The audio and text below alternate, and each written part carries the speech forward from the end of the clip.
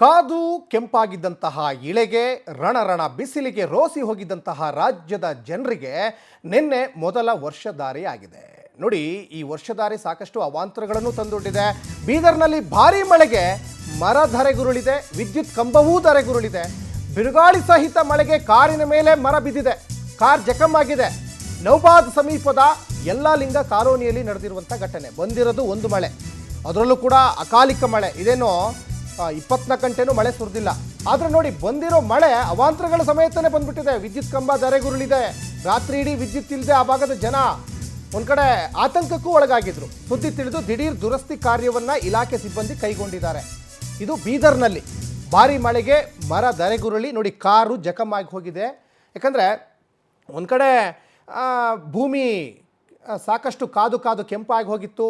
ರಾಜ್ಯದ ಜನ ಒಂದು ಕಡೆ ಬಿಸಿಲಿಗೆ ರೋಸ್ ಹೋಗಿಬಿಟ್ಟಿದ್ರು. ಒಂದು ಮಳೆ ಬಂದಿದ್ರೆ ಒಳ್ಳೇದಿತ್ತು ಅಂತ ಜನ ಎಲ್ಲ ಅಂದ್ಕೊಂಡಿದ್ರು. ನೋಡಿ, ಬರೀ ಮಳೆ ಬರಲ್ಲ, ಈ ಮಳೆಗಾಲದಲ್ಲೆಲ್ಲ ಮಳೆ ಬಂದಾಗ, ಮುಂಗಾರು ಪ್ರಾರಂಭ ಆದಾಗ ಏನೇನೆಲ್ಲ ಅವಾಂತರಗಳು ಶುರುವಾಗಿರುತ್ತಲ್ಲ, ಅದೇ ಅವಾಂತರಗಳು ಈಗ ವರ್ಷಧಾರೆಯಲ್ಲಿ ಅಂದರೆ ಈ ಅಕಾಲಿಕ ಮಳೆಯಲ್ಲಿ ಶುರುವಾಗಿದೆ. ನೋಡಿ, ವಿದ್ಯುತ್ ಕಂಬನೂ ಕೂಡ ಧರೆಗುರುಳಿದೆ, ಮರ ಧರೆಗುರುಳಿದೆ, ಕಾರು ಜಖಮ್ ಆಗಿದೆ.